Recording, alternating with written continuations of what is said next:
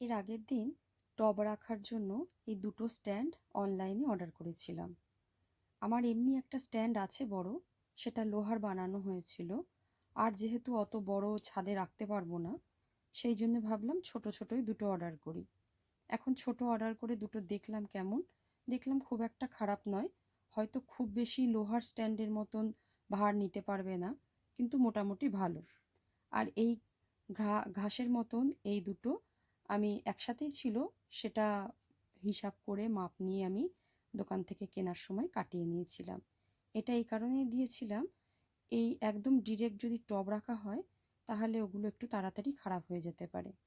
সেই জন্য এগুলোর ওপর রাখলে দেখতে সুন্দরও লাগবে, আর জিনিসটা অনেক দিন থাকবে।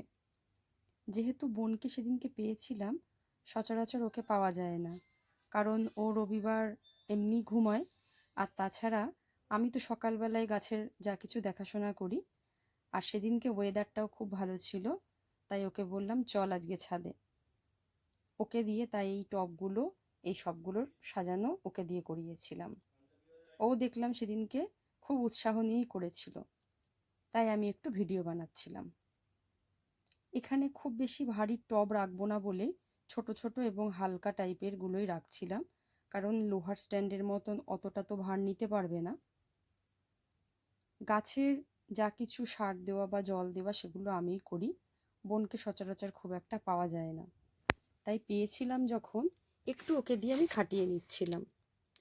ভারী টবগুলো প্রথমে ভেবেছিল যে নিয়ে আসবে, তারপরে দেখলো না, ভারী টবগুলো যদি না এটা ভার বহন করতে পারে, তাই ছোট ছোট টবগুলো দিয়ে আগে রাখি। কারণ আমার যে লোহার স্ট্যান্ডটা রয়েছে সেটা অনেকটাই মজবুত, ওখানে অনেকটাই ভার নিতে পারবে। আমি একটু ফাঁকা ফাঁকা গাছগুলো করার জন্যে আলাদা একটা অর্ডার করেছি।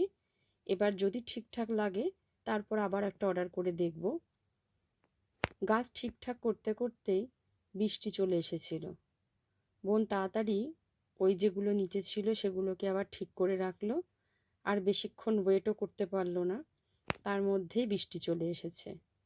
আমি সবেমাত্র এই গাছগুলোকে দেখছিলাম, দেখি তার মধ্যে খুব সুন্দরভাবে সাজিয়ে রেখেছে। এর মধ্যে বৃষ্টিও শুরু হয়ে গেছে, আর আমরা দুজন শেডে দাঁড়িয়ে বৃষ্টি দেখছিলাম।